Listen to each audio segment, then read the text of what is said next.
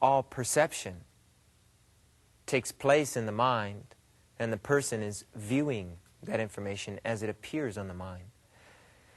So no matter whether it's extrasensory perception, which is what you're describing here, where somebody can see by, you know, having something under their arm or whatever, or, you know, whatever other means of extrasensory perception there is, all perception really takes place in the mind. Extrasensory perception, or when you look at something in your eye, or with your eye, you're not really seeing it with your eye. Your eye is not seeing anything. The eye is not the seer. Nor is it even appearing on the eye, the eyeball. Okay? It's somehow information goes to the mind, and that information, which is appearing on the mind, is then perceived by the self. So all perception takes place in the mind. Extrasensory perception or normal perception takes place in the mind.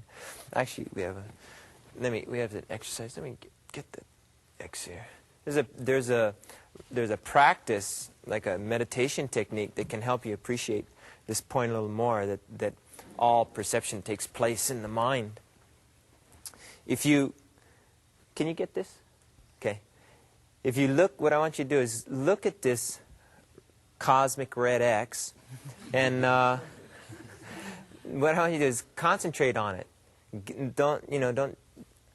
Gaze intently on it. Gaze intently on it, and say to yourself, I'm aware that I'm looking at this red X. Okay? Get it solid imprint there. Okay? Then, now what I want you to do now is close your eyes and look at the red X as it appears on your mind.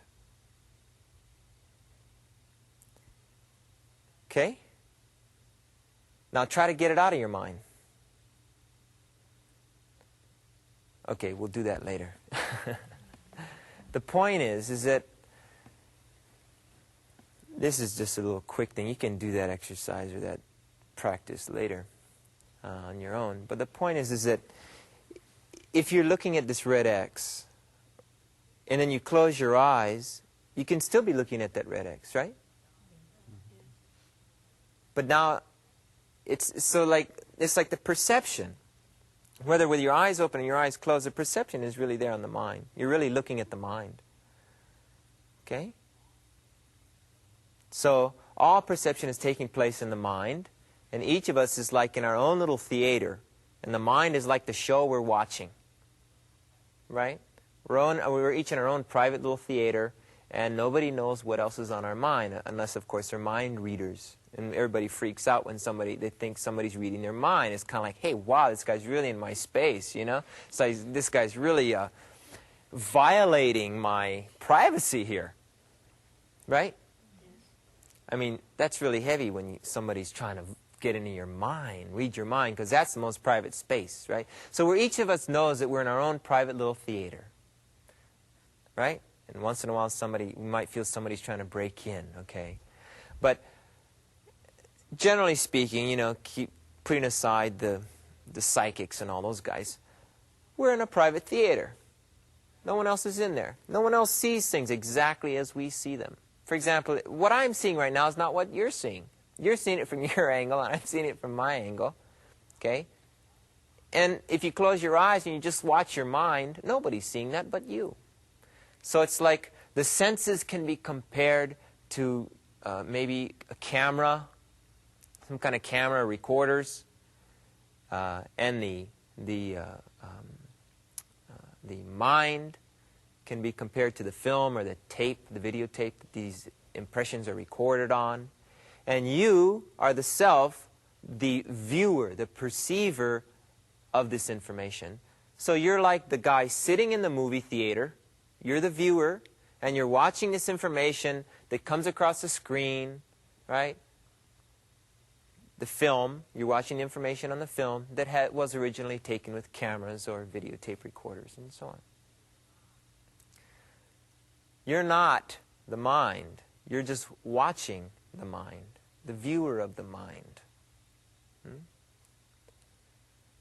So, any other questions, any other points? This means that the person cannot be the mind either? I just said the person is not the mind. How can the person be the mind if the person's watching the mind? You're viewing the mind. You're the viewer, and the mind is there. It's moving this way, this way, this way, so many things. So many ways. The person is not the mind.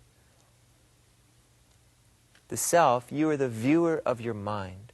The content of your mind is what you're looking at. Yeah?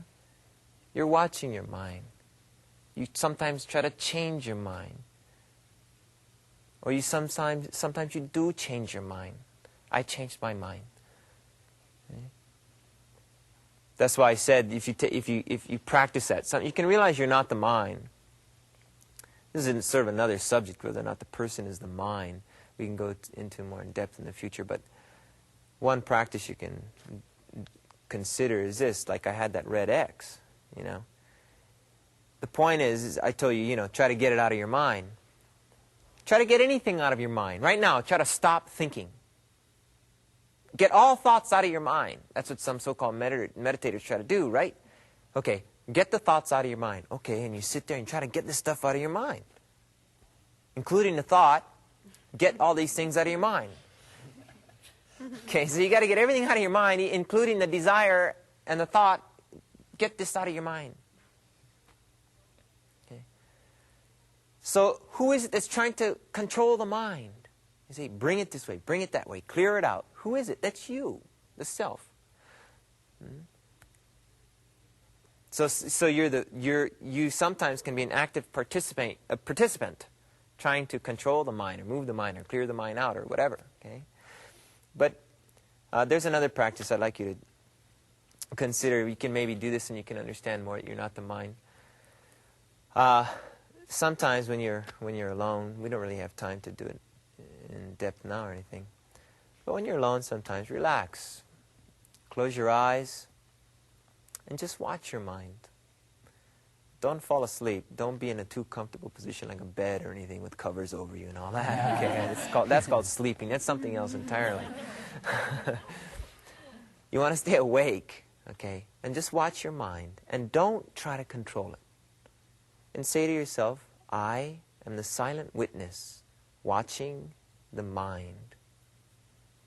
Good thoughts come, bad thoughts come, beautiful pictures come, ugly pictures come. I'm untouched by it all. I simply am watching, that's all. Don't care what's there. You're just the viewer of the mind, detached from your mind. Some people become overwhelmed by what's in their mind. They get so upset by it because they identify with it. They think, I am the mind. But if you can understand that you're not your mind, you're the viewer, the perceiver of your mind, you can just be a peaceful witness. And the mind is going this way and that way, like a monkey jumping here and there.